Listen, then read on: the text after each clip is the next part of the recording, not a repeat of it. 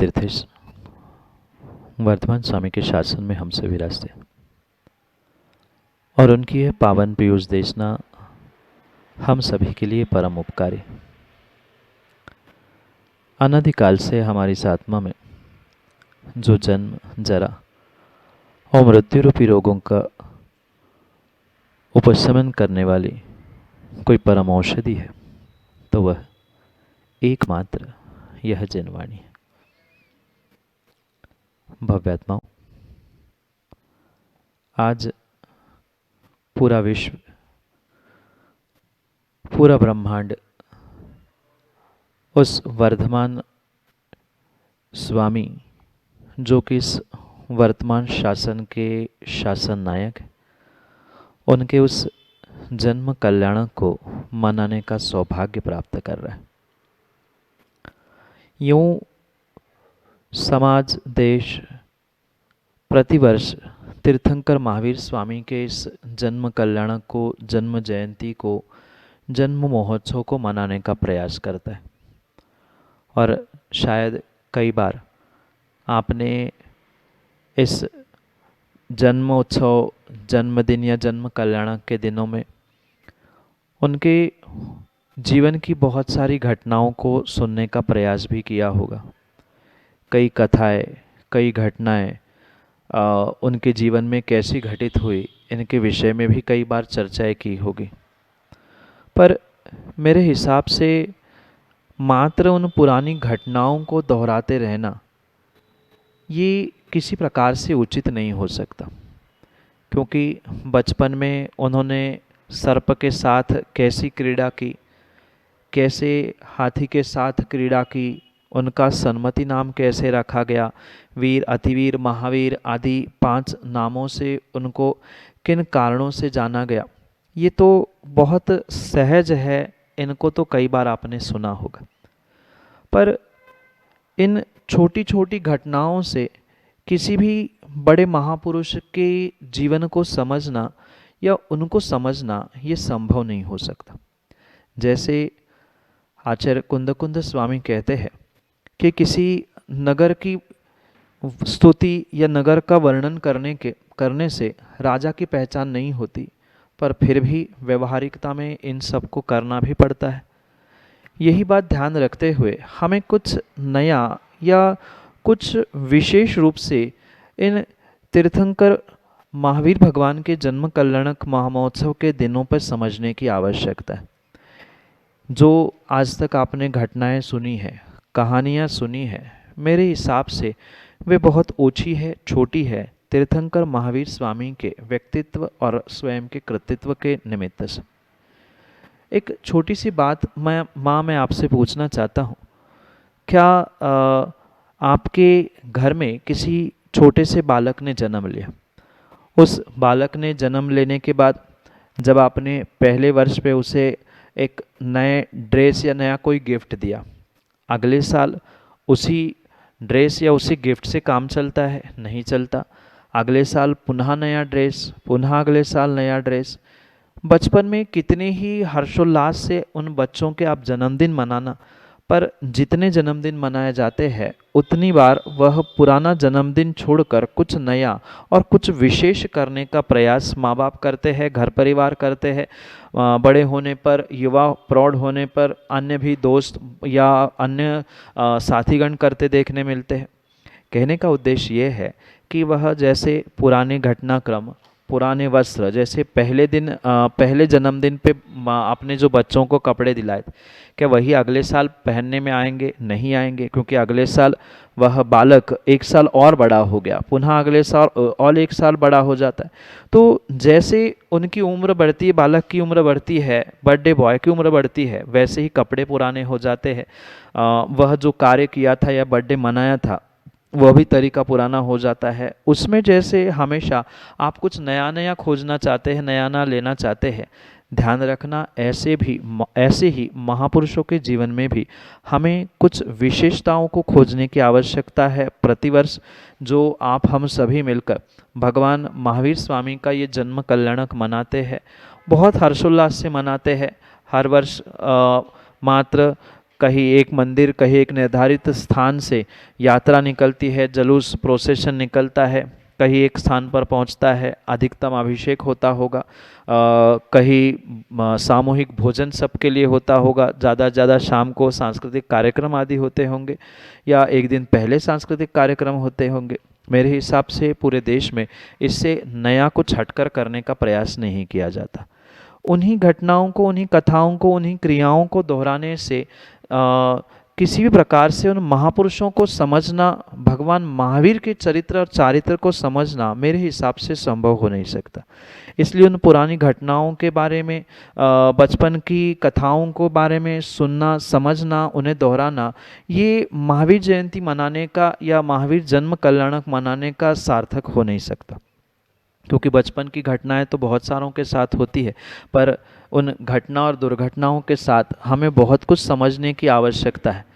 जो घटनाएं बचपन में हुई, युवा अवस्थाओं में घटना कह दे या दुर्घटना कह दे, क्योंकि युवा अवस्था में तो शायद ऋषभ घटना कम और दुर्घटनाएं ज़्यादा होती है।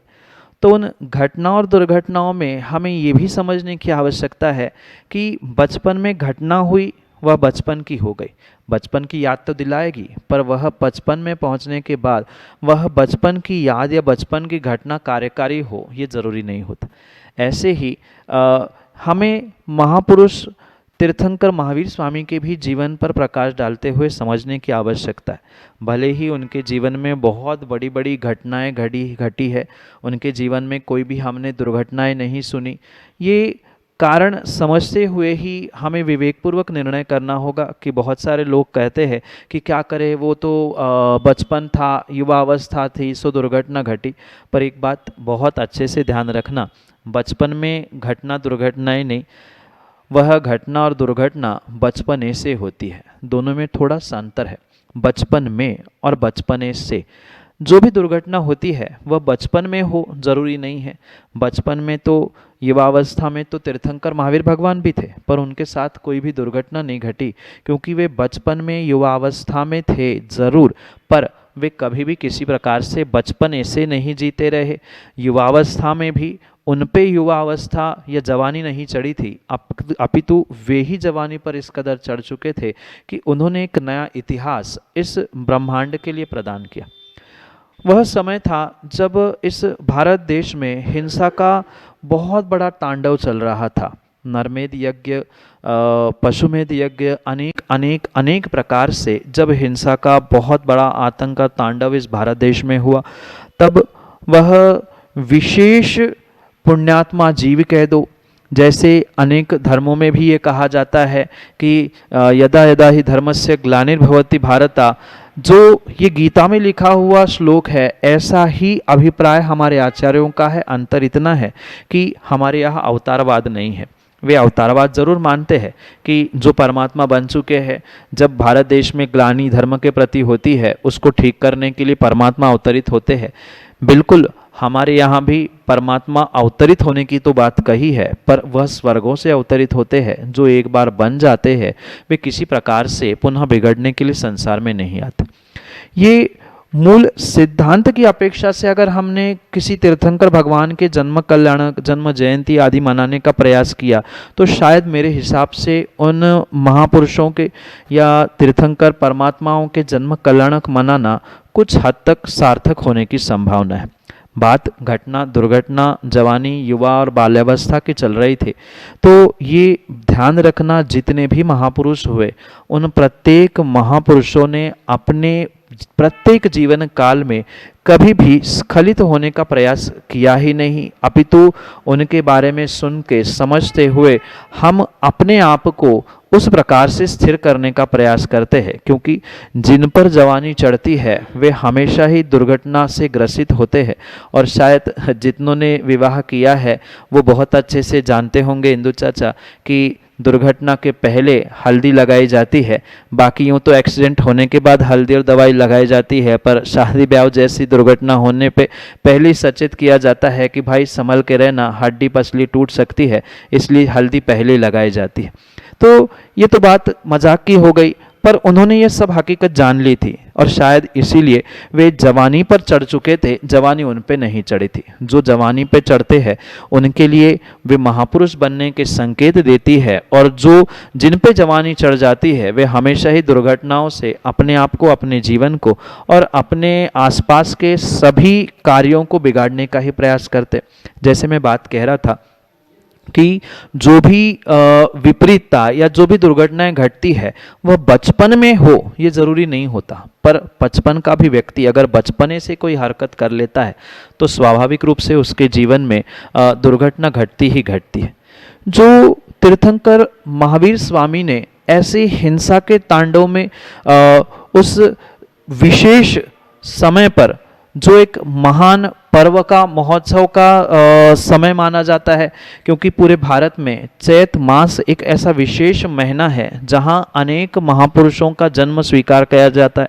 कामदेव जो हनुमान जी थे उनके विषय में हो, जो चरम शरीरी राम मर्यादा पुरुषोत्तम थे उनका, या तीर्थंकर महावीर भगवान का, इन सब का ये लगभग काल आसपास 2-4 दिनों के अंतराल में ही हमें देखने के लिए मिलता है। रामनवमी हो, चाहे हनुमान जयंती हो, चाहे महावीर जयंती या महावीर भगवान का जन्म कल्याणक महोत्सव क्यों ना हो, ये सभी इस चैत माह के ही कुछ विशेष कार्य से कह दे या कुछ ऐसा नियोग कह दे कि जो हिंदू परंपरा से ये नया वर्ष प्रारंभ माना जाता है चैत शुक्ला परमा के दिन, और उसी से ही ये विशेष त्यौहार की परंपरा भी शुरू होते हुए पूरे भारत में देश देखने के लिए मिलती है। तो कहने का उद्देश्य ये है कि मात्र उन घटनाओं को, दिनांकों को या तिथियों को याद करने की जगह पुरानी बातों को पुनः दोहराते हुए पुराने कपड़ों को पहना के उनको समझना, ये मेरे हिसाब से उचित नहीं हो सकता। परमात्मा को समझने के लिए और उसमें भी जिनके शासन में हम रहते हैं उनको समझने के लिए कहीं ना कहीं उनके व्यक्तित्व को हमें समझना बहुत आवश्यक है, क्योंकि पुराने कपड़े तो पुराने हो जाते हैं, 1 साल भी मुश्किल से आजकल चलते हैं। और आजकल तो फैशन के दौर में तो 1 साल भी कोई कपड़ा नहीं पहनना चाहता। नई फैशन आ गई, नई हेयर स्टाइल, नए कपड़े, नए मोबाइल, नई गाड़ी और शायद नई वाइफ की भी कोई खोज करता है। तो बात ये समझनी होगी कि मात्र बाहर की घटनाओं को या बाहर के बदलाव को समझने से कभी भी हम महापुरुष को समझे ज़रूरी नहीं है। महावीर भगवान एक ऐसे महापुरुष हुए, सत्पुरुष हुए, जिन्होंने बहुत सारे हमारे भूले भटके समाज को, जो हिंसा की कगार पे खड़ी थी, उनको संभालने का श्रेष्ठतम कार्य करते हुए आज जितना भी जैसा भी धर्म बचा है वह मात्र तीर्थंकर महावीर भगवान के कारण से।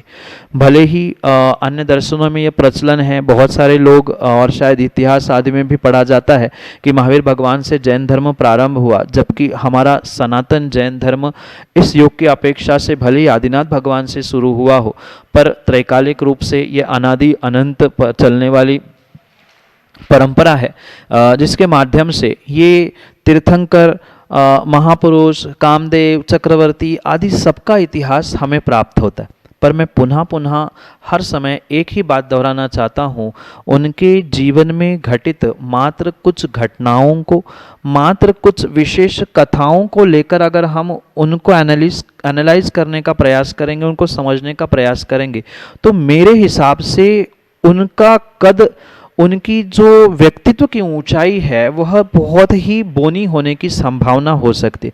क्योंकि महावीर स्वामी के विषय में जो आपने पढ़ा होगा कि उनका नाम सन्मति पड़ा, 2 मुनिराज आए थे, या सर्प से क्रीड़ा के विषय में पढ़ा होगा, ये तो सब उनके बाल्यावस्था की कथा है। उनसे उनके भविष्य का, या उन्होंने कैसे उग्र तप किए, कैसे उन्होंने अपनी आत्मा को परखने का प्रयास किया, या उनका वास्तव में अंतरंग में प्रत्येक जीवों के प्रति कैसे दया करुणा का भाव था, उन्होंने प्रतिपादित किए हुए वो सिद्धांत क्या है, उन्हें बहुत ही विवेक से और गौर से हमें समझने की आवश्यकता। और मेरे हिसाब से उनको ही समझना, यानी उन्होंने प्रदान किए हुए जो सिद्धांत है उनको समझना ही उस व्यक्ति को समझना, ऐसा मेरी व्यक्तिगत सोच है। जो आचार्य समंतभद्र स्वामी भगवान महावीर स्वामी को अपना गुरु मानते हुए उनसे चर्चा करते हुए कहते हैं कि भगवान ऐसी कौन सी बात है कि जो हम आज देख रहे हैं कि आपका इतना श्रेष्ठ शासन है, आपने इतनी श्रेष्ठ तपस्या की, सब कुछ आपने करने के बावजूद भी आज ऐसा क्यों देखने के लिए मिल रहा है कि मात्र कुछ एक लोग ही आपको मानने वाले हैं, जबकि पहले करोड़ों की अरबों की तादाद में सभी आपको मानने वाले थे। आपके केवल ज्ञान प्राप्त करने के पूर्व भी ऐसे आप जैसे और भी बहुत सारे परमात्मा ईश्वर बताने वाले अन्य भी 5 थे, पर फिर भी वे तो गिने चुने थे। आज गिने चुने आपके साथ दिखते हैं, आपके भक्त दिखते हैं, और सर्वाधिक आपके विपरीत परिणति करने वाले होते हैं। ऐसा क्यों? ऐसा प्रश्न जब समंतभद्र स्वामी साक्षात महावीर भगवान से पूछते हैं तो भगवान महावीर स्वामी उस शिष्य को समझाते हुए कहते हैं कि बेटा, इसमें किसी एक व्यक्ति, किसी एक निमित्त की गलती नहीं है। तो वहाँ आचार्य महाराज लिखते हैं कि काला कलेरवा कलुषा शयोवा श्रोत्रु प्रवक्तु वचना नयोवा, अर्थात मात्र काल ही खोटा नहीं है। काल तो खोटा है, पंचम काल है, सब कोई जानता है, पर खोटे काल में जो काले कलुषित परिणामों से, काले खोटे दिमाग से, सोच से चलने वाले जो लोग हैं, ये जो कार्य हो रहा है, मतलब नीम पर कहा जाता है करेले पे नीम चढ़ा, ऐसी स्थिति यहाँ दिखाई दे रही। पहले ही काल खोटा और फिर उस काले काल में जन्मने वाले लोगों की सोच काली।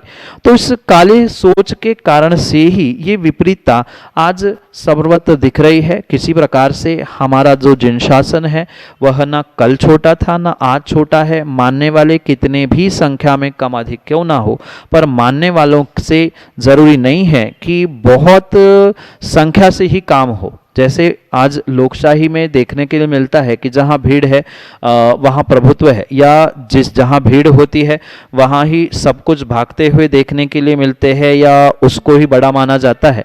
ऐसा बिल्कुल भी नहीं है, क्योंकि आपने अनुभव किया होगा, जब भी आप कभी सब्जी लेने गए होंगे, वहाँ सब्जी लेते समय ध्यान रखना, सब्जी की मंडी में सब्जी के ठेले वाले के पास बहुत सारी भीड़ दिखती है। माँ गए कभी आप? शायद सब्जी मंडी गए होंगे सुबह सुबह, तो आपको ये पता होगा कि उस सब्जी मंडी में सुबह हो शाम हो बहुत सारी भीड़ होती। पर कभी सोने की दुकान में आप जाकर देख लेना, सोने चांदी की दुकान में भीड़ नहीं होती। पर ध्यान रखना, सोने चांदी की दुकान सोने ही चांदी की होती है, हीरे जवाहरात की दुकान हीरे जवाहरात की होती है। और सब्जी मंडी में तो हर कोई घूमता है। कहने का उद्देश्य ये है कि भीड़ को देखकर हम सत्य की घोषणा करें, ये जरूरी नहीं है।